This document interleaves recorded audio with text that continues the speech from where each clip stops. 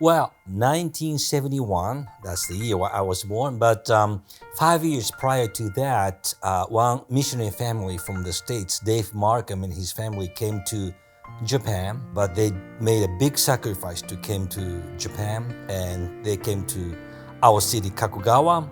They founded a Baptist church, and my parents, they started coming to this new church to study the English at the beginning. And then next year I was born. And so basically I grew up in this church from the very beginning of my life. And 3-4 years later, another family joined this church. That was my wife's family. So we met together. Well, since my parents started going to the church when I was 4 years old, so I, went to the church with them. I received Jesus Christ as my personal Savior when I was 5th grade, and I got baptized 6th grade. Our church, Kako Baptist Church, started a missions conference and invited different missionaries to our church. But one year, we invited one Japanese pastor who smuggled the Bibles to the Soviet Union because it was still Soviet Union in those days. And he shared his stories about Christians, underground churches in Soviet Union, in Russia. And then, since our church was still small, my parents hosted this speaker at our house. And after the meeting, all of us came back to our house. And I remember little Masato was sitting by this pastor and my parents and talking about Christianity situation in Russia. And it was very, very scary to me. That was first time God really gave me strong impact about this part of the world. I think I was 18 years old. I made a decision to be a missionary. And that time I didn't know where to go, but I made a decision wherever you lead, I will go. But my mother said I wanted to learn the piano. So they forced me to learn the piano, which I really appreciate it now.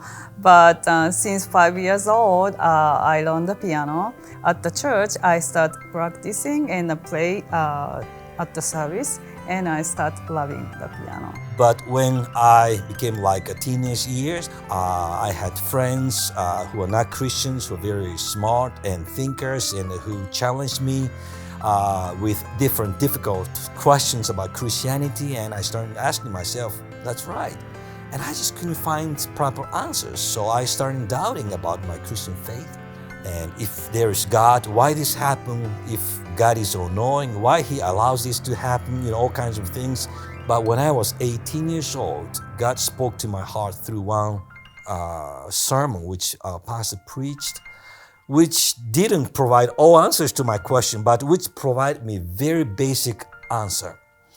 If I could understand everything that God is doing, maybe this God is not real God because He's smaller than my capacity of my brain. It is okay for me not to be able to understand everything He's doing. In fact, this is the proof that God deserves my worship and obedience. That's the only thing I understood. And that was enough for me to really come back to the faith to say, God, You are my God, and I exist and live for You, and I dedicate my life to You. At the teenager, I a little bit had a doubt to God and Christianity, but my really close friend got sick, really badly sick, and then through her disease, God spoke to my heart to be a nurse so that I can kind of help people and I can tell gospel to them. And I kind of prayed about it, and then I started a nursing school. And then the following year, God gave me great opportunity to visit the Philippines and Indonesia. And this experience really impacted me to open myself to start thinking about missions, to become missionary, even outside of Japan, because I thought I would be a pastor or missionary inside of Japan.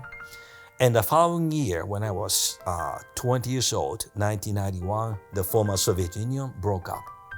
And iron door, which was closed to missionaries, now suddenly opened.